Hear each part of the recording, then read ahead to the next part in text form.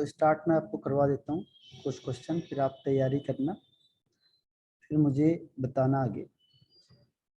Doubt वाले question है, पहले देखो स्टार्ट कर देते हैं। 4.1 है, from the rate expression for the following reaction determine there order of reaction and dimensions of the rate constant. Dimensions मतलब यूनिट आपको बतानी है रेट कांस्टेंट की। रेट कांस्टेंट के लिए हमने एक फॉर्मूला लिखा था, K इक्वल टू मोल पर लीटर इसकी पावर 1 - n पर सेकेंड।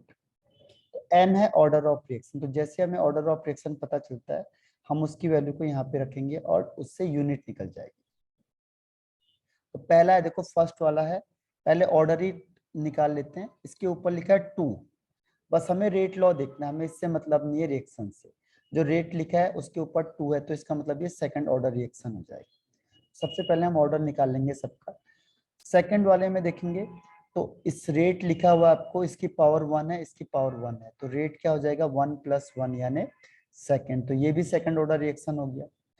थर्ड वाले में देखो, थर्ड वाले में हमें रिएक्शन लिखी है और आपको लिखा है रेट के इक्वल टू इतना, इसके ऊपर लिखा है 3/2, तो जो इसका ऑर्डर है वो भी 3/2 हो जाएगा, जितना पावर उतना ऑर्डर। ऐसी 4 वाला देखो, 4 वाले में आपको रेट लिखा है, इसकी पावर 1 है, तो ये आपका फर्स्ट ऑर्डर रिएक्शन हो जाएगा। इस तरीके से हम, जो पावर होता है, ऑर्डर का मतलब होता है सम ऑफ पावर, पावर को सम कर देंगे वही आपका ऑर्डर आ जाएगा। ठीक है, तो जब हम ऑर्डर को निकालेंगे तो पावर का सम करके, तो पहला ऑर्डर समझ में आ गया सबका। Yes sir. अब ऑर्डर की वैल्यू को हम क्या करेंगे, यहाँ पे रख देंगे। जैसे मैंने लिखा K इक्वल टू मोल पर लीटर इसकी पावर, अब ये दोनों के दोनों सेकंड ऑर्डर है, तो यहाँ पे हो जाएगा n-2 पर सेकंड। n-2 का मतलब -1, तो मोल पर लीटर इसकी पावर -1 पर सेकंड। -1 अंदर मल्टीप्लाई हो जाएगा मोल -1 लीटर पर सेकंड। तो ये इन दोनों की डायमेंशन या यूनिट हो गई, क्योंकि दोनों का ऑर्डर सेम है तो K की यूनिट सेम आएगी। ऐसे अगर हम थर्ड वाला करते हैं, इसका 3/2 है, तो यहाँ पे हो जाएगा K इक्वल टू मोल पर लीटर इसकी पावर 1 - 3/2 पर सेकेंड।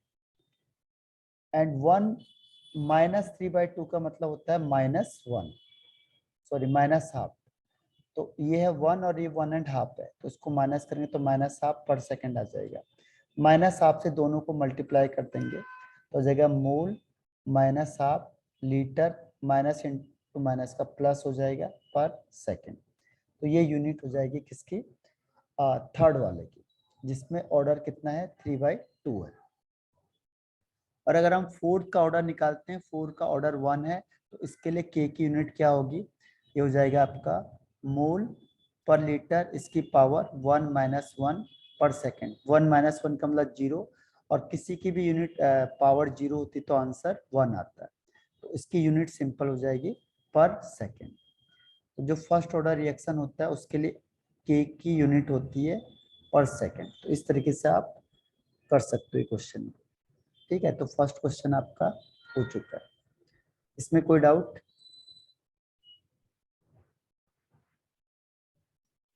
No sir. अब क्वेश्चन नंबर सेकंड है, 2a + b gives a to b। अब आपको यहाँ पे रेट लॉ दिया हुआ है, रेट लॉ क्या दिया हुआ है, R इक्वल टू के ए, तो ये वैल्यू आपको ऑलरेडी दी हुई है कि रेट इक्वल टू के ए की पावर 1 और b की पावर 2 है। अब यहाँ पे देखो k की वैल्यू आपको क्वेश्चन में दी हुई है, उसको यहाँ पे रख दो। k है 2 × 10⁻⁻6। a की वैल्यू कितनी दी है, a की वैल्यू दी है 0.1 इसकी पावर 1, और b की वैल्यू कितनी दी है 0.2 इसकी पावर 2। इस सबको मल्टीप्लाई करके जो भी रेट आएगा आपका वो रेट हो जाएगा। तो पहला आपको निकालना है इनिशियल रेट ऑफ रिएक्शन, तो आपने यहाँ से निकाल दिया। अब वो सेकंड स्टेप कहता है कि अगर हमने क्या किया, a को रिड्यूस करके 0.06 कर दिया, तो देखो पहले a कितना था, पहले a था 0.1, अब रिमेनिंग कितना रह गया, रिमेनिंग रह गया 0.06। तो कितना यूज कितना हुआ, यूज इसको दोनों को माइनस करेंगे तो इतना a यूज हो गया।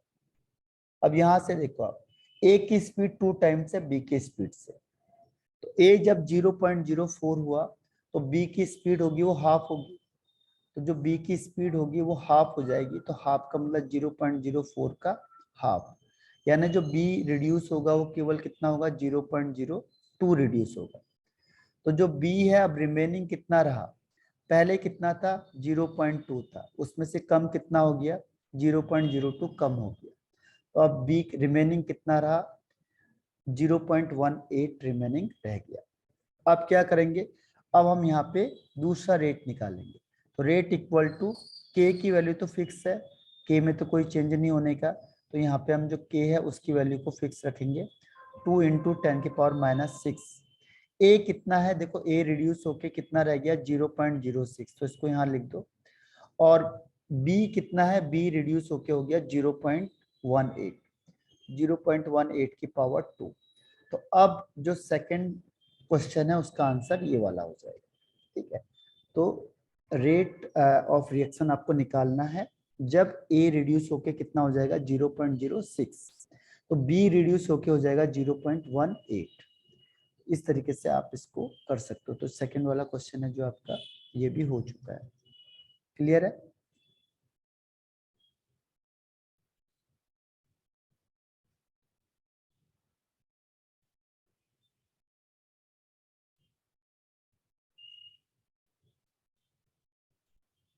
Yes, sir.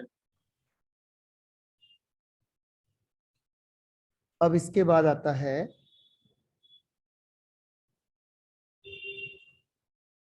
थर्ड वाला क्वेश्चन। थर्ड वाले में क्या लिखा है, देखो थर्ड वाले में लिखा है the decomposition of NH3 on platinum surface is zero order reaction, यानी आपको लिखा है पहले से ही जीरो ऑर्डर रिएक्शन, तो जीरो ऑर्डर रिएक्शन दे दिया। What is the rate of production of N2 and H2, आपको के की वैल्यू दे रखी है। तो जीरो ऑर्डर के लिए ध्यान रखना रेट ऑफ रिएक्शन और के दोनों बराबर होते हैं, क्यों, क्योंकि आपको ए की पावर जीरो हो जाती है, कंसंट्रेशन जीरो ऑर्डर का मतलब कंसंट्रेशन की पावर जीरो, तो जिसकी भी पावर जीरो होती है तो आंसर 1 आता है। तो यहाँ पे रेट ऑफ रिएक्शन और रेट कांस्टेंट की वैल्यू सेम हो जाती है। अब यहाँ पे क्या पूछा, rate of production of N2 और H2 पूछा हुआ, तो इसके लिए आपको रिएक्शन लिखनी पड़ेगी 2NH3 gives N2 + 3H2। तो यहाँ पे रेट कितना दिया हुआ है, जितना रेट कांस्टेंट है, रेट कांस्टेंट आपको दिया हुआ है 2.5 × 10⁻⁴, तो यही के है और यही आर है, ठीक है। अब इसको किस में रखेंगे, इसको रखेंगे हम यहाँ पे रेट इक्वल टू, ये है 1/2 माइनस का dNH3/dt, यानी rate of disappearance of NH3।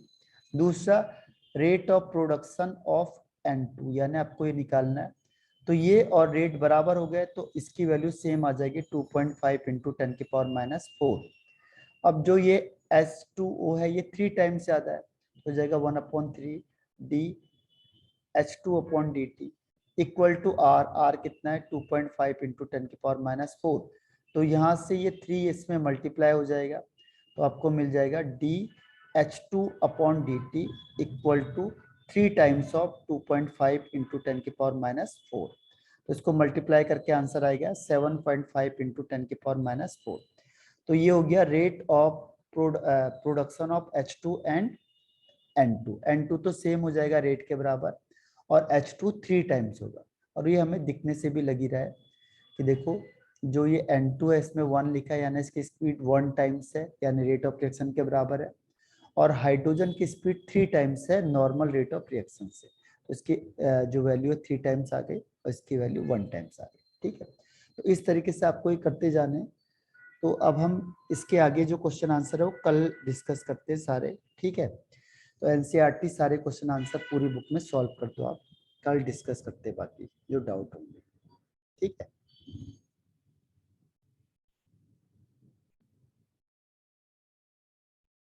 आवाज आ रही मेरी? Yes, sir. ठीक है, कोई डाउट तो नहीं है? No, sir. ठीक है, फिर कल करते हैं, अभी आज करो NCERT सारे क्वेश्चन, कल डिस्कस करेंगे, ठीक है फिर।